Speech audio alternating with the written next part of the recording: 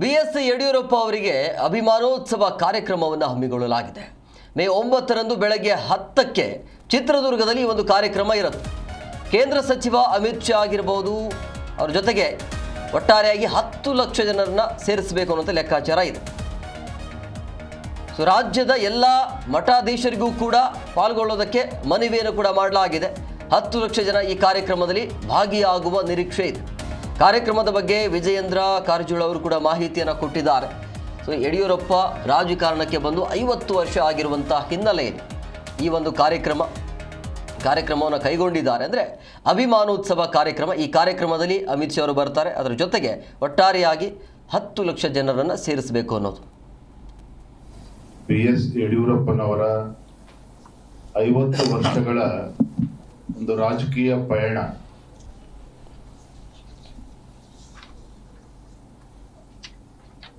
ಆ ಒಂದು ಸುಸಂದರ್ಭವನ್ನ ಒಂದು ಸಂಭ್ರಮಾಚರಣೆ ಮುಖೇನ ಆಚರಿಸಬೇಕು ಅಂತ ಹೇಳಿ ಈಗಾಗಲೇ ತೀರ್ಮಾನ ಆದಂತೆ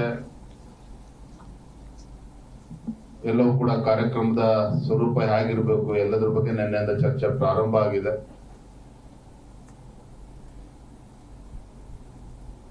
ಇದರ ಮೂಲ ಉದ್ದೇಶ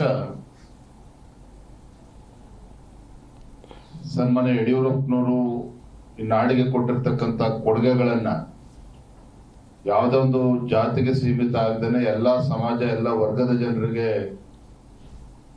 ಏನ್ ಯಡಿಯೂರಪ್ಪನವರು ಅವರು ಕೊಡುಗೆ ನೀಡಿದ್ದಾರೆ.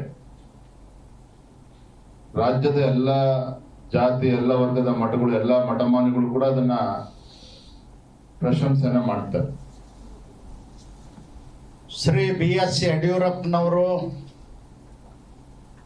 ಸುಮಾರು 50 ವರ್ಷಗಳ ಕಾಲ ಇಡೀ ರಾಜ್ಯವನ್ನು ಸುತ್ತಿ ರೈತರ ಪರವಾಗಿ ಹೋರಾಟ ಮಾಡಿ ದೀನದಲಿತರಿಗೆ ನ್ಯಾಯ ಒದಗಿಸಿಕೊಟ್ಟು ಸಾಮಾಜಿಕ ನ್ಯಾಯಕ್ಕಾಗಿ ಹೋರಾಡಿರ್ತಕ್ಕಂಥ ಮಾಜಿ ಮುಖ್ಯಮಂತ್ರಿಗಳಾಗಿರ್ತಕ್ಕಂಥ BS ಯಡಿಯೂರಪ್ಪನವರ ಜೀವನ ಮತ್ತು ಸಮಾಜ ಸೇವೆ ಕುರಿತು ಅವರ ಅಭಿಮಾನೋತ್ಸವವನ್ನು ಆಚರಣೆ ಮಾಡಲಿಕ್ಕೆ ನಾವು ಈಗಾಗಲೇ ತೀರ್ಮಾನವನ್ನು ಮಾಡಿದ್ದೀವಿ.